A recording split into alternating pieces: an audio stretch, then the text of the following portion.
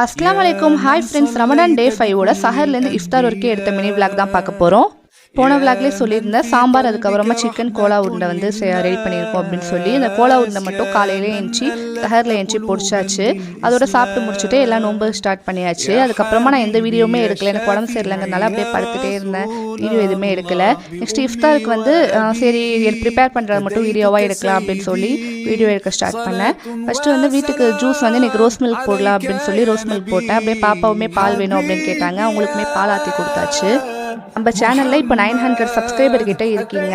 இன்னும் நிறைய பேர் சப்ஸ்கிரைப் பண்ணால் 1000க்கு மேலே வரும். அதனால பார்க்குறவங்க ப்ளீஸ் சப்ஸ்கிரைப் பண்ணுங்கள். நிறைய பேர் சப்ஸ்கிரைப் பண்ணாமல் தான் நம்ம சேனலில் பார்த்துட்டு இருக்கீங்க. இஃப்தாருக்கு எதுவுமே ஸ்பெஷலாக செய்யலை, வழக்கம் போல் நோன்பு கஞ்சி, அதுக்கப்புறமா என் ஃபாதர்-இன்-லா வந்து சம்சா, அதுக்கப்புறம் வடை வாங்கிட்டு வந்திருந்தாங்க.